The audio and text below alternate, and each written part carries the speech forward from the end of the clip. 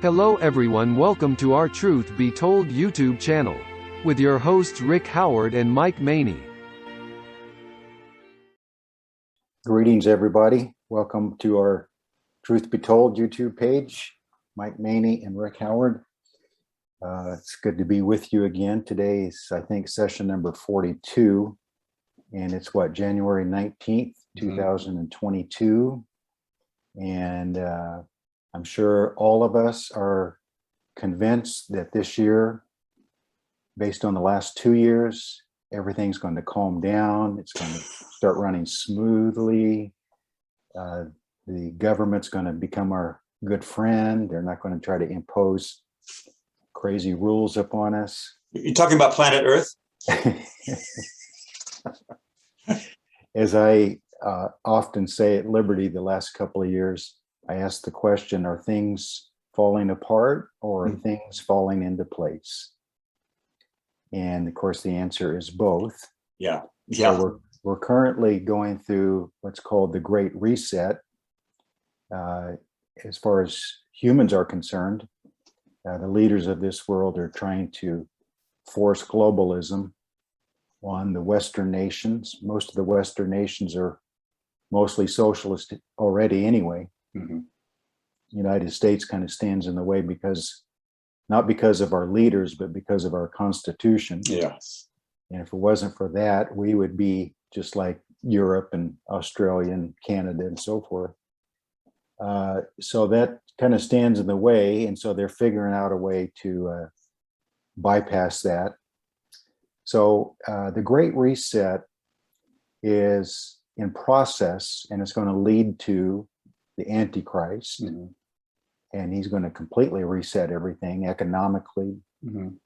And but that Great Reset is going to fail. It's going to look like it succeeds, but it's going to fail. Yes. And that's going to lead to the great real reset. Yes. The coming of Christ. Yes. And he's going to reset everything according to his plan, according to his rules, according to his government. Yeah. Yeah. And the contrast will be amazing. The blessings will be abundant. So maybe another way to put it is simply God is going to allow the first Great Reset in order to get to the second Great Reset. Yes. But we have to go through the first one to get to the second one. Yeah. Counterfeit and genuine. Yeah. So the first one's going to be everything that the man of sin represents. Mm-hmm. It's going to be pride, power. Yeah. Just everything terrible. Lots of rules, lots of a handful of elites ruling over the masses. And lots of death. And lots of death. Yeah, sure. Yeah. And we're being set up for it now, of course. I mean, people like Bill Gates and others, they openly say that we need to cut back the world population by about 2/3 or so. And it's kind of funny that a lot of those people saying that are super wealthy people. Of course, they don't mean that their population needs to be cut back, but the general population people, Do we start with the Gate family? The others were called. Or the others. Yeah. But it's interesting that I don't know if they're all in complete agreement with this, but it seems like the number that they say the population needs to be in the world to sustain itself properly is somewhat close to the percent of people who die in the book of Revelation. Isn't that interesting that they will put into place certain laws and guidelines, and God will use their own schemes against them. And in some ways, they will think that their scheme is working because it's getting the population down. Of course, it's going to be in a much more brutal, dramatic way than maybe what they would like. Yeah. but God's going to use their own plans,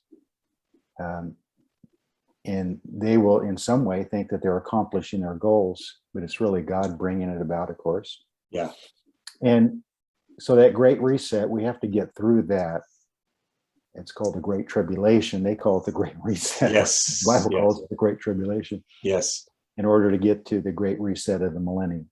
Yeah. And it's funny because the elites and the others were already dealt with in the movie, The Time Machine. They were called the Moors and the Morlocks. Yeah. Do you remember that movie? No. The Time Machine. I think I may have seen it. Yeah. Yeah. The one group was eating the other. But we're seeing all of this in a smaller scale, I guess we would say, but it was pretty large at the time. Mm-hmm.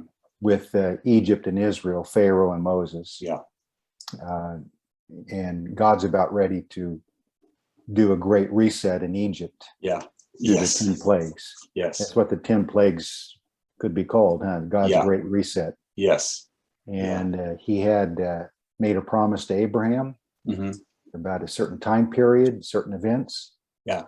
And it's time to bring it about, and nothing's going to stop him.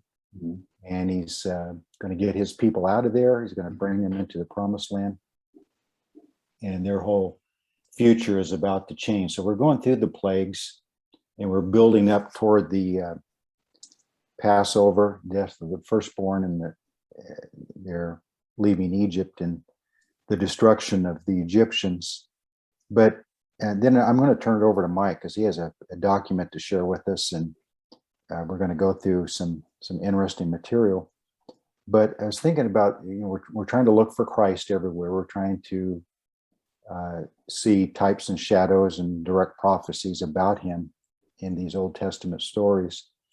So this guy from the deserts of Midian, been a lowly shepherd for 40 years. He shows up out of the blue, demands for Pharaoh to let these slaves go free immediately. And the possibility of this happening was nearly impossible. The powers of evil were in firm control until God began to work.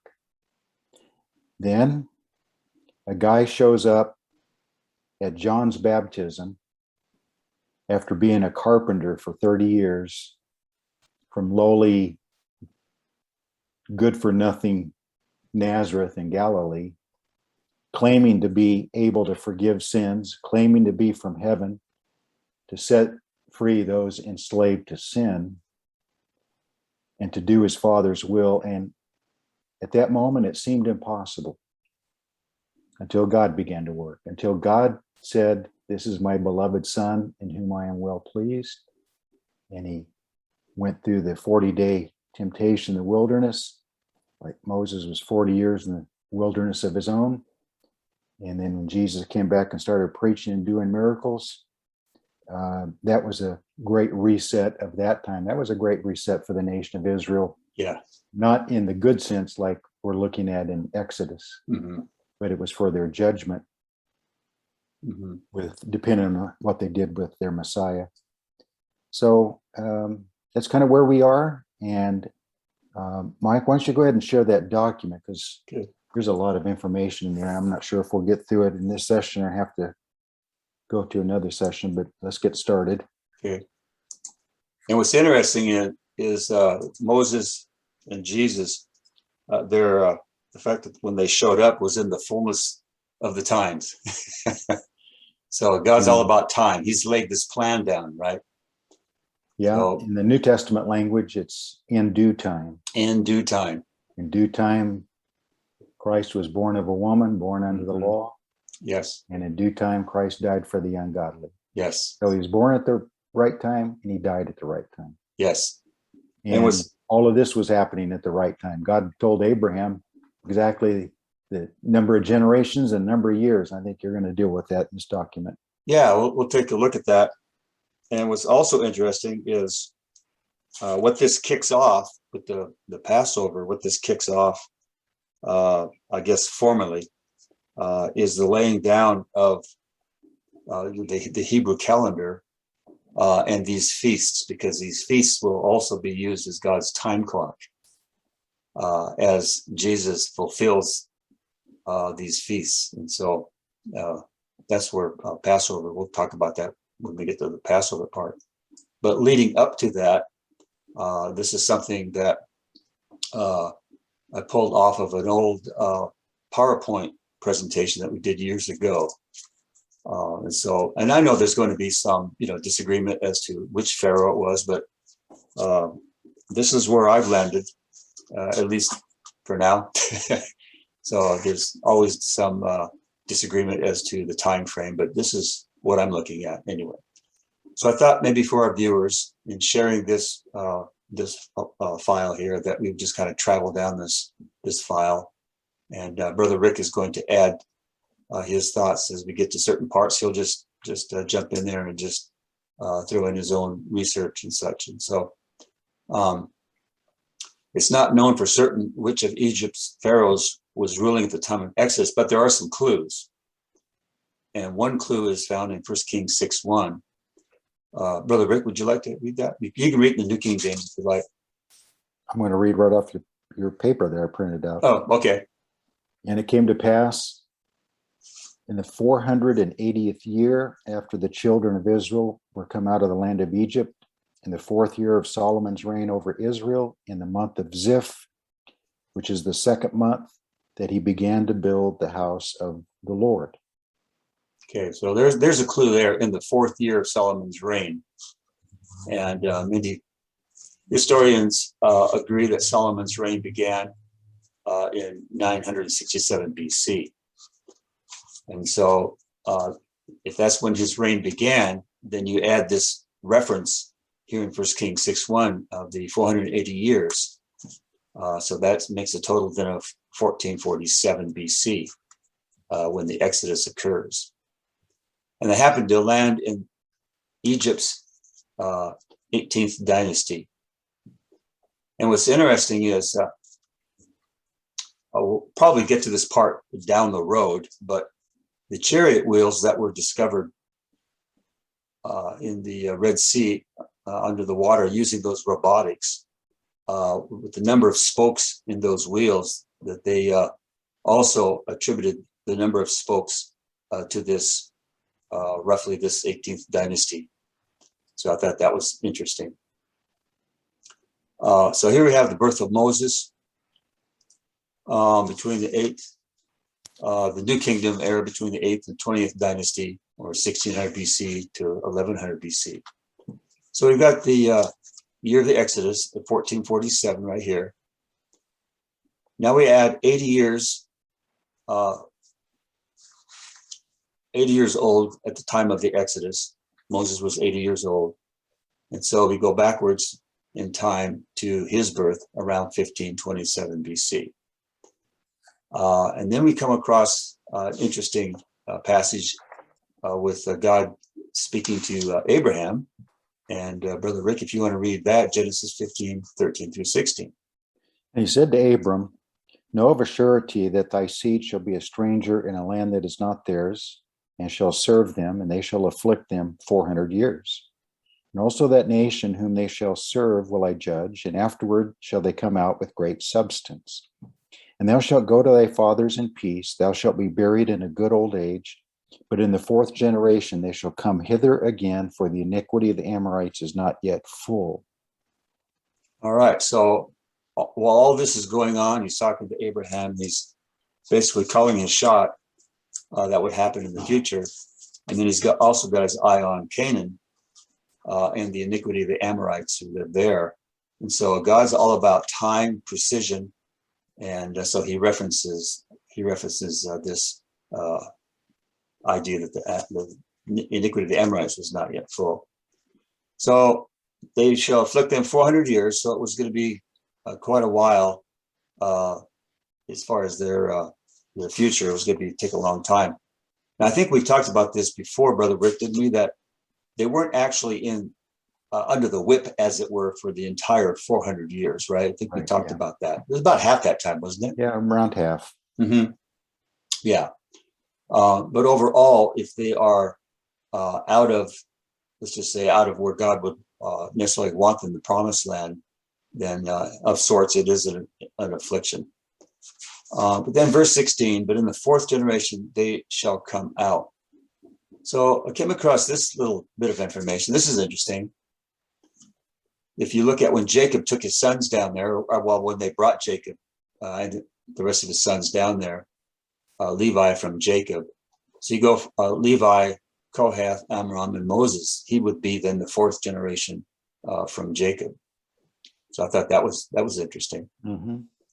And then another interesting side note, in addition to being the fourth generation from Jacob, Moses was simultaneously the seventh generation from Abraham. It's generally acknowledged that number 7 represents the idea of fullness or completion. So one might conjecture that it was almost as if God was saying of Moses' generation, the time is fulfilled, now go redeem my people. We understand that Moses was a type of Christ, and that when the fullness of the time was come, God set forth his son, made of a woman, made under the law, to redeem them that were under the law, that we might receive the adoption of sons. So perhaps Moses fulfilled the antitype in arriving on the scene in a similar fashion to redeem God's people, so to bring them into the promised land as his sons. I just thought that was kind of interesting. Yeah, so all of these timestamps, we might call them, is, I know that's where you're leading to be able to identify which Pharaoh and which year, which dynasty, and so forth. They came out of Egypt, and I'm not sure, I didn't see it in your notes, but maybe you have it somewhere. Another timestamp, just a real simple one that puts us in, in a real close proximity to the time, is Galatians 3:17, where Paul said that the law was given 430 years after the Abrahamic covenant. So, you mentioned Solomon, you mentioned Abraham, and most historians, most Bible experts on dates and so forth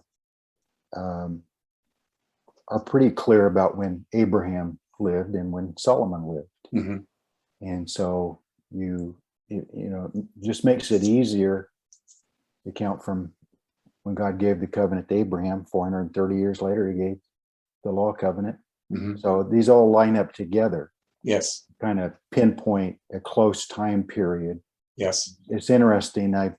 You have too, but I do a lot of research on dates and history and geography of the Bible and so forth. And if you really want to get involved in an endless study, start studying the different viewpoints of Bible historians on the dates of important events in the Bible. And they'll write entire books, chapters, trying to prove their date, is 15 years different than another man's date. But here's the reason why. And they start quoting the history of other empires and kings of other nations at the time, try to compare them all. And, I've spent many hours through the years trying to sort through all those kind of things. And it is important. And what the work you've done here is really good, and it's important. But in some cases, I've just kind of reached a place where most all of them are very close in time to each other. Yeah. And so I'm just going to say it's somewhere within that 10 or 15 year span, And then you get into Daniel's 70 weeks and the decree to rebuild Jerusalem and the outworking of those 490 years, 483 years. Then it becomes more important to try to pinpoint a particular year. But in a lot of these, you can just spend forever studying different people's ideas on it. It's exasperating. Yeah, it can be. So I just kind of I just swing for the middle. Well, I mean, the information you have is proving your overall point of of the general time period in which they came out, who the Pharaoh was, and so forth. Yeah, and you're right. I think personally, I'm okay if I land in what's general and not maybe necessarily specific. But so the Egyptian, I found out, had two capitals. One where Memphis and Thebes held the royal houses, and Memphis was up in the north in the Nile Delta, in the city which Egypt's co-regent to the emperor ruled. And the co-regent was referred to as the Tutmosis. Meanwhile, down south, that's where the big house, the Pharaoh's house, the big house, the city of Thebes was located. And that's where the main emperor ruled. So basically, you got your president and vice president, as it were, or the next one in line. So I found out that Pharaoh was a title ascribed to the emperor or the co-regent, Pharaoh, big house. Ramses, another title for Pharaoh. Amenhotep, the emperor was also referred to as Amenhotep, which was a royal title ascribed to the emperor or the head pharaoh in honor of their chief god Amun, also referred to as Re or Ra. The emperor's title or rank or office reflected the Egyptians' belief that the man they called Pharaoh was the physical embodiment of Amun. So this is going to play into the Pharaoh's temperament when Moses challenges him. Who he thought he was, who all of Egypt thought he was, is going to play into why he wasn't so willing to yield to Yahweh. So we're going to look at two groups of men, the Amenhotep group and then the Tutmosis group. And so there's going to be four each in each category. Okay. And then we go to this next section, the Egyptian rulers during the time of Moses. As previously mentioned, Moses lived under Egypt's 18th dynasty, thereabouts. Moses was the main emperor who was the head of the 18th dynasty. And then Tutmosis I was his co-regent ruling up in Memphis at that time. So we have our first pair of pharaohs, Amenhotep, the main emperor down in Memphis or Thebes, and Tutmosis up in his co-regent up in Memphis. Mike, could you speak to the Tutmosis? Because, back in chapter 2 of Exodus, it was the Pharaoh's daughter who named Moses. Mm-hmm. And it says because she drew him out of the water. Mm-hmm.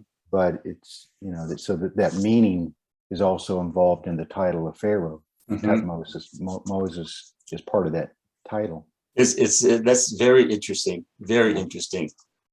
And so from the scriptures, Moses was born during a terrible time for the Hebrews. As we all know the story, the Hebrew population had increased immensely since arriving in Egypt during the days of Joseph. Over time, and as a result of the problems with the foreigners living in Goshen alongside the Hebrews, whom the Egyptians eventually cast out, the Egyptians were suspicious of the Hebrews' loyalty to the emperor, and as a result, he had made them slaves and forced them to hard labor. To make matters worse, the emperor had ordered that all the Hebrew male infants be slain at birth, a measure to control their population growth. Kind of sounds familiar, doesn't it? Mm-hmm. As well as to minimize the numbers of potential soldiers who might join Egypt's enemies in the event of war. And so we have Exodus 1:14 through 16. And you had an interesting thought on the Hebrew midwives. Now, maybe you could bring that at this point also. We had talked about this in an earlier session. Let me read this passage. Sure. So, and they made their lives bitter with hard bondage in mortar and in brick and all manner of service in the field. All their service wherein they made them serve was with rigor. And the king of Egypt spake to the Hebrew midwives, of which the name of one was Shiphrah, and the other name was Puah. And he said, when you do the office of a midwife to the Hebrew women, see them upon the stools. If it be a son, then you shall kill him. But if it be a daughter, then she shall live. So that's, of course, makes us think of Herod killing the baby boys at the birth of Jesus. Mm-hmm. So another similarity here. Yeah, but these two midwives, there's a debate as to whether they were Jewish or Egyptian. most feel that they were probably Egyptian, just the wording of it. But God touched their hearts in some way. Mm-hmm. And they didn't want to be guilty of murder, killing these babies. So then they told the Pharaoh, whoever was in charge of them, the women give birth before we even have a chance to get there. They just have their babies real quick. So that's when Pharaoh stepped it up again to throw them in the river. Mm-hmm.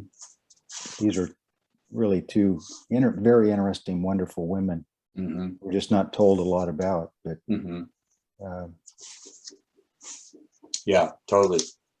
So we begin to piece everything together.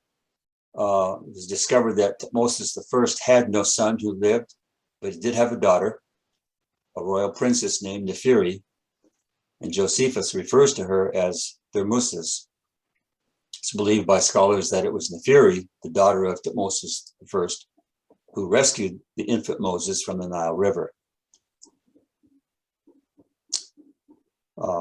Now here's the beginning of an incredible journey, not only for Moses per se, but for an entire nation. Keep in mind that we understand that God is overseeing every aspect of this, from not only the timing of these events, but the specifics of these events, waiting for certain people to, shall we say, players to enter the stage of their lives. The notion of taking a child born in slavery and purposing him to make him a prince over a ruling population, it doesn't make any sense. And so we find in Proverbs 19:10, delight is not seemly for a fool, much less for a servant to have rule over princes. So really they were kind of going against common sense here. However, God used the likes of two amazingly strong women, Jochebed and Nephiri, women who exemplified a tremendous amount of courage to challenge the law of Pharaoh. Taking one look at this exceptionally beautiful Hebrew boy and hearing him cry was all Nephiri needed to bring about an instant bond and a plan to take this infant slave child and to make him as her own son. Okay, so Rick will have you read verses 8 through 10 there. And Pharaoh's daughter said to her, Go. And the maid went and called the child's mother. And Pharaoh's daughter said unto her, Take this child away and nurse it for me, and I will give thee thy wages. And the woman took the child and nursed it. The child grew, and she brought him unto Pharaoh's daughter. He became her son. She called his name Moses. And she said, Because I drew him out of the water. Yeah. So you're right. It's just interesting, they play on words, or the coincidence there of being called Moses and this Tutmosis. Yeah. And then in Proverbs 29:21, we read, He that delicately bringeth up his servant from a child shall have him become his son at the length. Oh, interesting. So that's what happened. He became her son. So Moses, back to our previous ruler, who was also Amenhotep I, died when Moses was around age 12. So Moses I, Nephiri's father, was made the head pharaoh, whereupon the family moved to the palace in Thebes. He was made emperor and was designated by scholars as Amenhotep I. Nephiri went from royal princess to queen, now known as Queen Hatshepsut. Moses was given the name Semut, mother's brother, the beginning of his new identity as the son of Pharaoh's daughter. So they were grooming him. That was the whole plan, to groom this Hebrew slave as the next Pharaoh. So we have Nephiri and Senmut, the baby boy in this monument shown here. Wears the serpent on his forehead. You can't really see it from this picture, but it's right here. And a lock of his hair on the right side of his head, all of which denotes the status of an Egyptian prince. Some believe this to be Moses and the beginning of his new identity as the son of Pharaoh's daughter. The woman is thought to be Princess Nephiri. Other inscriptions are that of Heshephat, Exnem, Ammon. Heshephat united with Ammon. His adoptive mother needed to reinforce Moses' right to the throne by claiming him to be her offspring via Ammon, thus incorporating him into their system.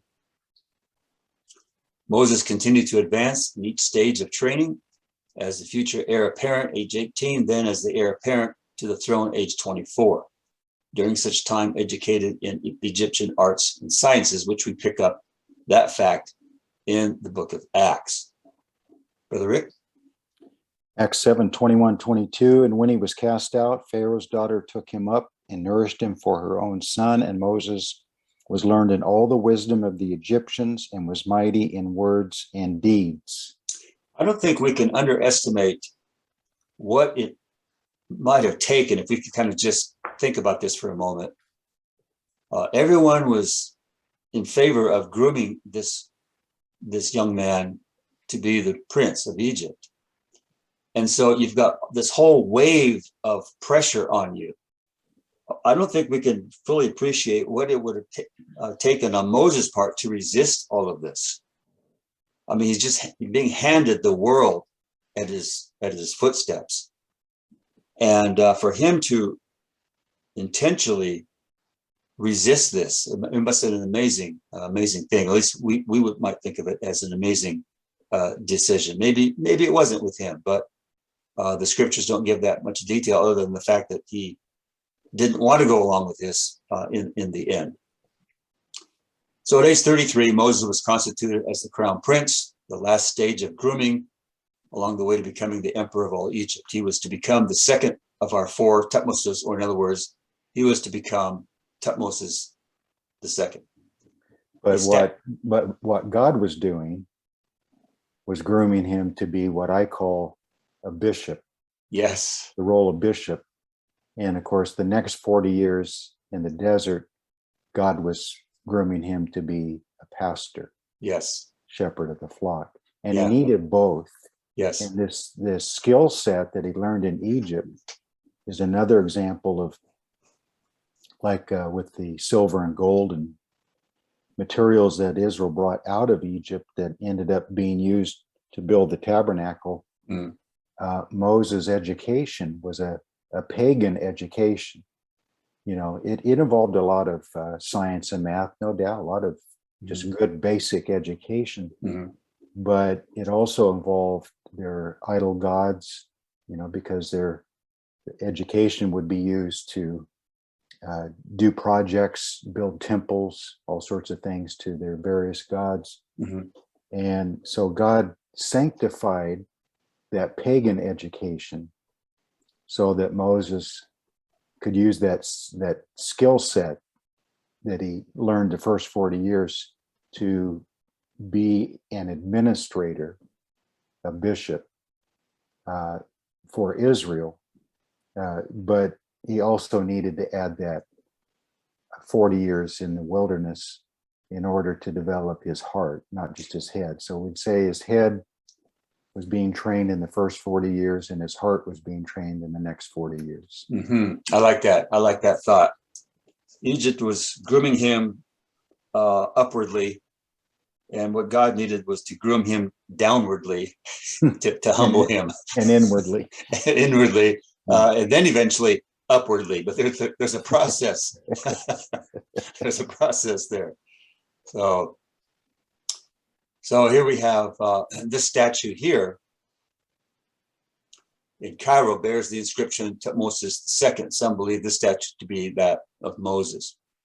So during his training for the throne, it's recorded that Moses fought for Egypt against her enemies.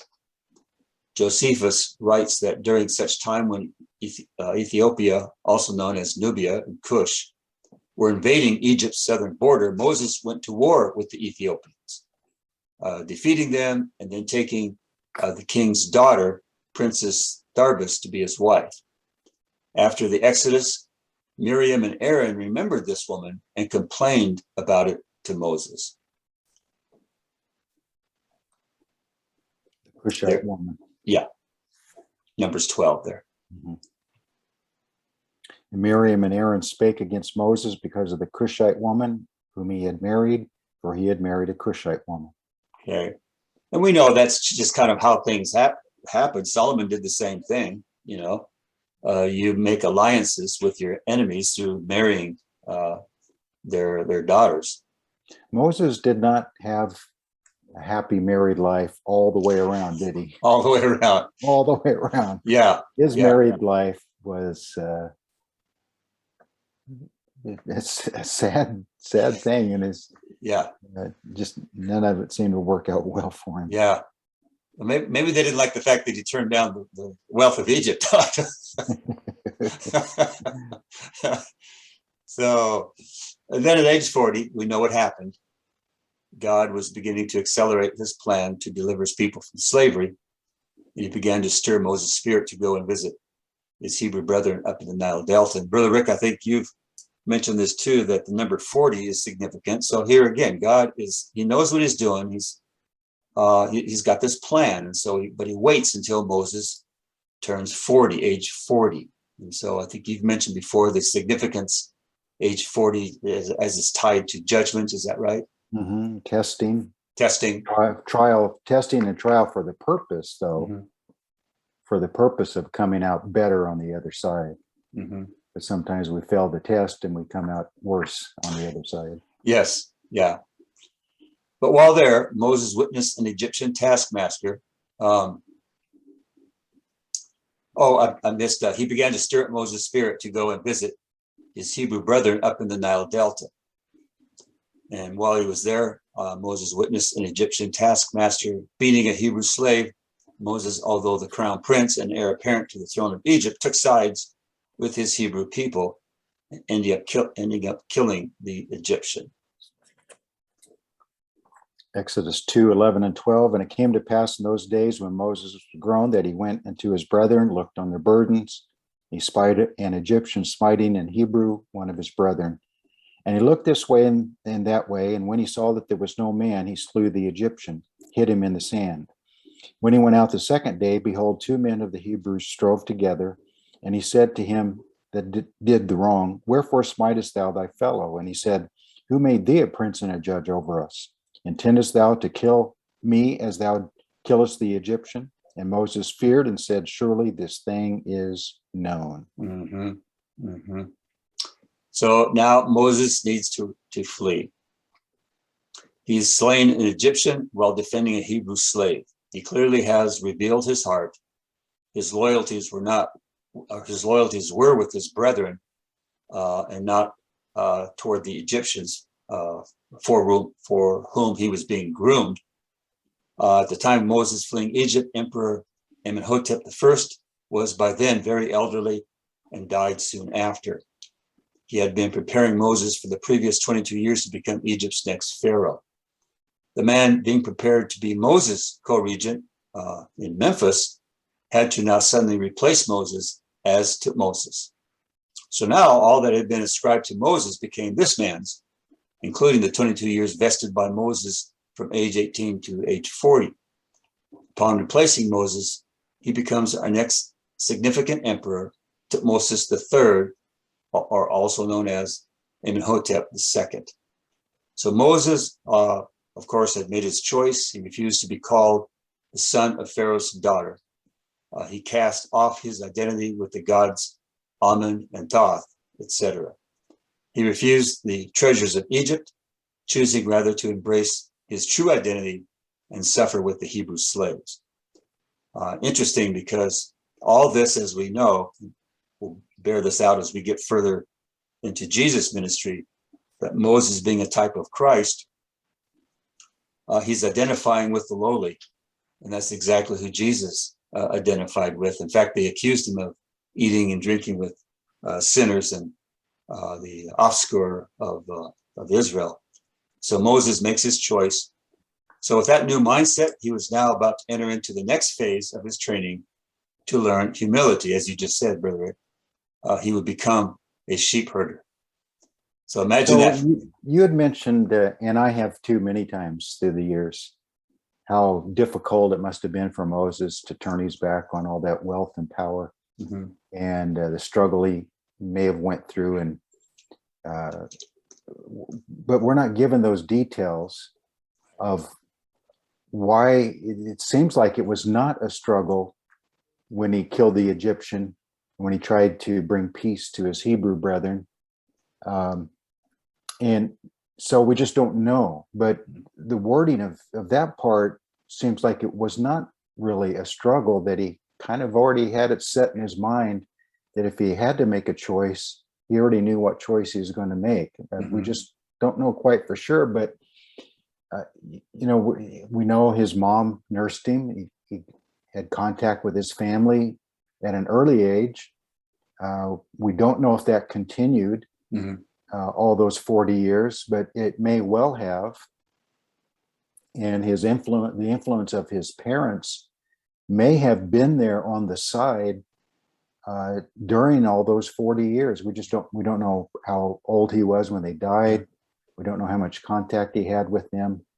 And I know ultimately it's God was working on his heart, but it seems like there was some godly Hebrew influence working in his life during that 40 years as well. The wording of why he had to flee doesn't seem like it was just, came up on him by surprise that he was going to have to make a choice.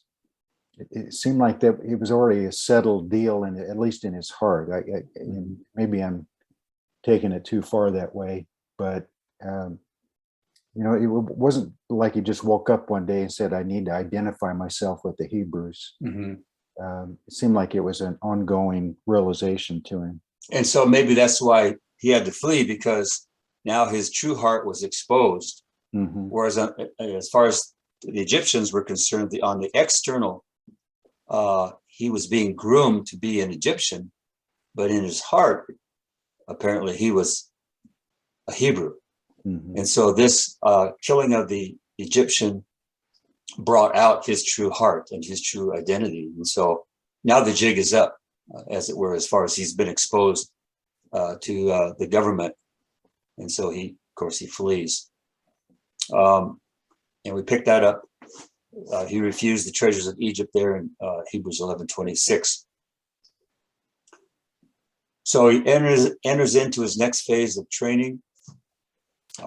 Moses had begun building a tomb at around age 33 when he became the crown prince and was designated as Thutmose II. The tomb, noted as Tomb 353 by Egyptologists, was never finished. When he fled Egypt, the construction of it was halted. So remember, Princess Nephiri, the Pharaoh's daughter who adopted the infant Moses and who became Queen Hatshepsut, she continued to rule with the next one in line that replaced Moses, Thutmose III, and Amenhotep II for a number of years afterwards. And so then what of this replacement? Moses' replacement, Thutmose III, Amenhotep II, he aspired to push Egypt to new and greater heights, thus making her the most powerful kingdom of that era.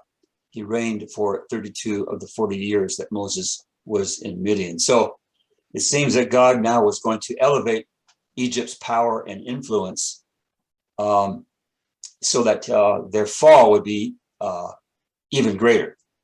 If they were this greater nation, then their fall would have a greater impact. So, but then Thutmose III, Amenhotep II, the Pharaoh who replaced Moses, died. Upon his death, his co-regent became the head Pharaoh or emperor. That new Pharaoh becomes the fourth of our significant emperors and is known as Thutmose IV, Amenhotep III. This next Pharaoh, as we shall see, will end up becoming the Pharaoh of the Exodus, the one whom Moses challenges. His co-regent was his firstborn son. His firstborn son was named Tutankhamun. I'm not pronouncing that right, but we all know him better as King Tut. While we know that Moses fled to Midian, what do we know about the land and the people of Midian? Well, the land of Midian is situated in the northeast section of Saudi Arabia, having the Red Sea's Gulf of Aqaba as its western border. The people of Midian were the descendants of Abraham and Keturah, his second wife.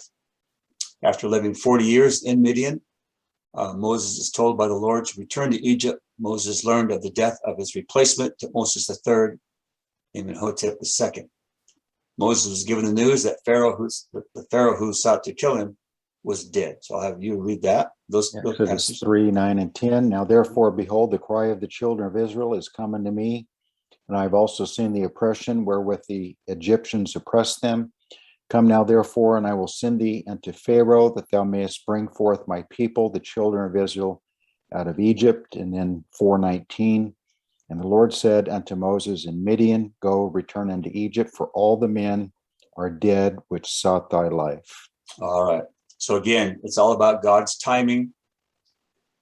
They didn't die when Moses, was younger, but they died in this next phase of 40.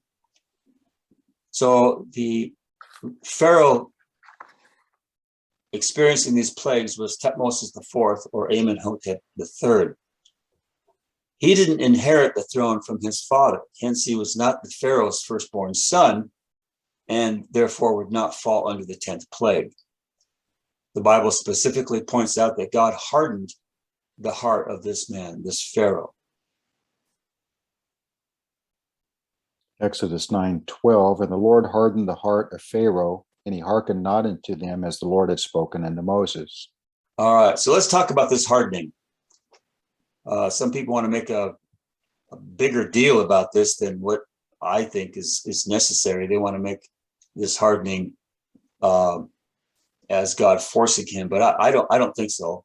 The way I look at it, anyway. So, Brother Rick, I'm going to have you go ahead and take this section if you wouldn't mind. Okay, it says, was Pharaoh forced? What is meant by this? Certainly we know that God has the ability to change the Pharaoh's receptivity and harden his heart. The narrative uses three specific descriptive words for the hardening process. Number one, or the heading, was Pharaoh forced. Many think that by hardening Pharaoh's heart, God actually forced Pharaoh's heart or will to do something he otherwise wouldn't have. The word harden is a Hebrew word translated as harden. It's Kazakh, Strong's number 2388. It means to strengthen. The understanding with this word is to be stubborn. We might use the slang bullheaded, pig-headed, or stubborn as a mule. Like a Baptist preacher, right? I've had Baptist people brag about being like this. Yes. Like it's some great quality. Right. God's trying to get that out of us. Yeah. So what God really did was to merely strengthen or intensify Pharaoh's will, which was already set to not allow Israel to leave Egypt. The word hearken, the Hebrew word is shema, which means to hear, to discern. The great Shema, Deuteronomy 6:4, of course, but it's used many times in the Old Testament. Due to his already on board stubbornness, Pharaoh made it easy for himself to refuse to hearken. And I agree. I think it's very much like the principle of Romans 1. God gave them over to a reprobate heart. Absolutely. Because they had already chosen their path. Or like 2 Thessalonians 2, because people receive not the love of the truth, God sends strong delusion that they should believe the lie. But they had already chosen their path. Right. It's not as if Pharaoh was a righteous man, a believer in the true God before this, and God stepped in and hardened his heart. He was already turned that direction. And so God just stepped in more forcefully, we might say, more directly, and just pushed him forward on the path that he had already chosen. Yeah. So God hardened his heart because his heart was already in that kind of condition. God just played into that already stubbornness. So it says, to perhaps better understand the mindset of Pharaoh as he faced the God of the Hebrews through Moses and Aaron, we might do well to consider another Hebrew word, kabed, which means to be heavy. This word often describes the eyes, ears, mouth, and tongue. Once these organs become heavy or dull, they no longer work as they should. Oh boy, Paul, the Hebrew writer, talked about that, huh? He said, I have a whole lot more to say about Melchizedek, but since you are dull of hearing. Yes. So he kind of took a break and then came back to it. So we can be dull of hearing.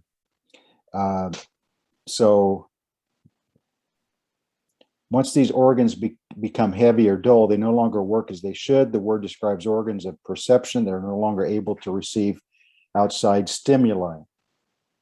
The word heart here is leb, Strong's number 3820, which may refer to the will or the heart's desire of a man. Thus, between the actions of God and the unwillingness of Pharaoh to listen, his heart became dull, was no longer open to God's work. Pharaoh sees the work of God and makes the decision to harden his heart before God moves to do so. The choice was the Pharaoh's, and he chose to be difficult with God. The same is true today. Many people that God tries to deal with become difficult with him and with others. Did you want to pick back up, or? No, you're doing great. God brings conviction to the. My tongue's getting a little dull. No, I'll keep reading. God brings conviction to the heart of Pharaoh. As God begins to move in Egypt, there can be no mistaking that he exhibits amazing power. Before Moses ever goes back to Egypt, God knows what it will take to set the people free. The 10 plagues were planned before Moses ever set foot back in Egypt. God brings conviction to the heart of the Pharaoh, and on 2 occasions, the Pharaoh confesses to being sinful. Exodus 9:27 and 10:17. People who try to resist the convicting power of God only make themselves and the people around them miserable. This would seem to be true with Pharaoh and the misery brought on Egypt. Why didn't Pharaoh believe? One wonders as to why Pharaoh refused to believe God. The answer, quite simply, is why should he, since he believed himself to likewise be a god? However, in addition to this, it must be remembered that God intensified the existing stubbornness of Pharaoh's heart in order that all the plagues could be inflicted, thereby showing all the major deities of Egypt to be inferior to Almighty Yahweh. It's Exodus 18:11 and Numbers 33:4. Otherwise, if Pharaoh had put blood on his own doorpost prior to God's judgments, the remaining gods would not have been exposed as they were, and thus leaving their reputation intact in the eyes of the Egyptians. By hardening Pharaoh's heart, God was then able to follow through in his plan to expose all such deities as nothing more than a sham. I like how you put that. Yes. So he just played off of Pharaoh's personality, alpha male, let's just say, just played off of that, just intensified that. And of course, Pharaoh just played right into his hands because he was already that way. So now we come to the 10th plague, the death of the firstborn son. The 10th and final plague was directed toward Egypt's Pharaoh, who was revered as a god king by the people. We've already noted that when we went through the previous plagues. A number of Egypt's deities were targeted by this final strike, including Osiris, the lifeblood of the Nile, Mish-Kenet, goddess of childbirth, Hathor, attendant to childbirth, Min, god of procreation, Isis, the goddess of fertility, and Selket, the guardian of life, Renek-Nutet, the cobra goddess and guardian of Pharaoh, and lastly, the Pharaoh himself, the son of Amun-Ra, ruling not merely by divine right, but by divine birth. From his forehead rose the uraeus or serpent, symbol of wisdom and life, and communicating magic virtues to the crown. The king was chief priest of the faith and led the great processions and ceremonies that celebrated the festivals of the gods. The pharaohs were to be given honor and glory as human products of Egypt's gods. It was through this assumption of divine lineage and powers that he was able to rule so long with so little force. So with Egypt's idea of what the pharaohs represented, and then Pharaoh's own idea of himself, you could see where part of this, it was easy to play on this stubbornness. It was just pure pride, just a pure raw pride and arrogance of who he imagined himself to be, who he was taught to be all throughout his life, and of course supported by their culture. So what's interesting is some people object to these plagues like they were just, some, natural occurrence. Well, I don't know how many natural occurring plagues can be so selective as this one. And it certainly was selective. The 10th plague was potentially more devastating than all the other plagues put together. This plague was also very selective. It destroyed only the Egyptians' firstborn males. So you've got only the Egyptians, only those males, and only those males who were firstborn. So you got to think. Ever heard of a disease or a natural disaster was so selective like this? No, I certainly haven't. And then not only the humans, but their animals. And so among the animals, the firstborn of only Egypt's animals. So by destroying Egypt's firstborn sons, Yahweh was wiping out their heritage or those who would receive the birthright in each family. The firstborn son of Amenhotep III, who was in line to become the next Pharaoh, was, I'll just say, King Tut. Now he's dead. This plague, however, was not just limited to just children. However, the word in Hebrew means more than just children. This would have been the firstborn and would have included adults. For example, a person could lose their oldest son and their oldest brother. The effects would have been devastating. Or a woman could lose her husband and her son. Yes, absolutely. So, and I believe it says that there was not a family throughout Egypt that wasn't affected in some way. So we're not just, so when we think of this, death of the firstborn, don't just limit our mind to just little babies, full-grown men as well.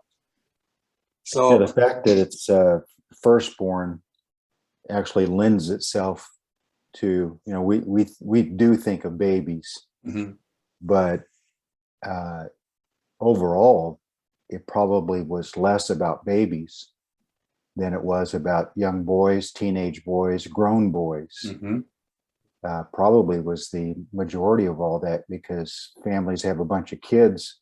The firstborn son, might be 15 or 20 or whatever, so chances are it wouldn't be a baby in most homes, because the baby would be, second, third, fourth, or fifth born.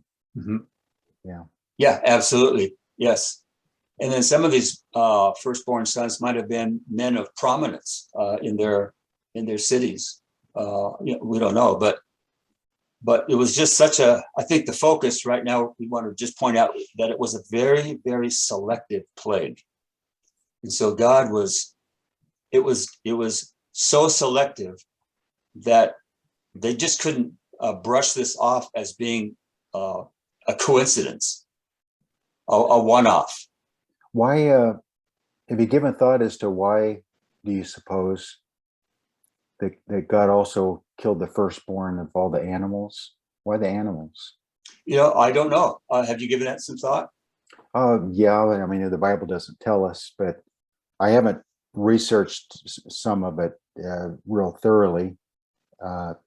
Number one, to simply make a stronger point of that he was in complete control of humans and animals. It wasn't just because the curse of sin affected, not just humans, but also animals.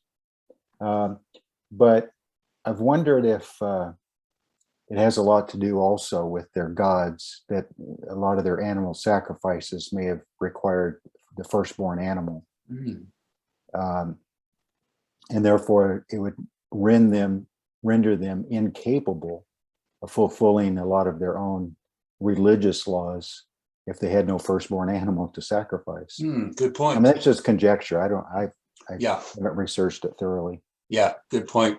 And then, of course, many of their gods were characterized as animals. So, yes, absolutely. So, a very selective plague, to say the least. So now the firstborn, the next Pharaoh, King Tut is dead, the firstborn of the Pharaoh. And so this plague, as we've mentioned before, was directed against all the gods of Egypt. And that was God's point. I'm going to show you that your religion is dark and it's meaningless. And he was going to totally annihilate their whole system and show the inability of Egypt's gods to protect their subjects. In the face of unparalleled tragedy, all the gods of Egypt were silent. So not one god of Egypt rose up to really counter this or to stop it. And maybe another reason we might add to why did God include the firstborn of the animals, but just such a sweeping kind of plague that God did goes back to what Moses said to Pharaoh in the beginning of all this. Israel is my son, my firstborn. So the slaves are God's firstborn, and they're still alive. The firstborn boys of the Egyptians died, and then God making even a more powerful point. Of course, you think the poor women and daughters, but the fathers of those firstborn sons, still in grief over that, Pharaoh caused them to turn their grief into anger, blame Moses and the Israelites. So they went after them to slaughter them. But the fathers of those firstborn sons then died in the Red Sea. So then you have that generation wiped out also, the father and the son. So kind of we know they were killed in the Red Sea, but we don't, we focus so much on the death of the firstborn that we kind of lose sight of it was two whole generations wiped out. Yes. The firstborn sons and their fathers. Yeah, that's a really good point. Really good point. And the Lord used this anger on Pharaoh's part to incite him to chase them. And what he also used was when Moses said, we're just going to go out for 3 days to sacrifice to our God. And so he used that 3 days. So when it became apparent that it was going to be longer than 3 days, that incited Pharaoh to make sure that the chase would be on. And certainly, so God used, God used even that. So we're getting close then to the next phase of our topic, and that'll be the Passover and the Exodus. And so Pharaoh commands the Hebrews to leave Egypt. And we'll have you read Exodus 12:31-33. And he called for Moses and Aaron by night and said, rise up and get you forth from among my people, both ye and the children of Israel, and go, serve the Lord as ye have said. Also take your flocks and your herds as ye have said, and be gone. Bless me also. And the Egyptians were urgent upon the people that they might send them out of the land in haste, for they said, we be all dead men. It's interesting that the slaves that they required, that they used for so much of their labor, they're now willing to basically run their labor force out of the country. Yes.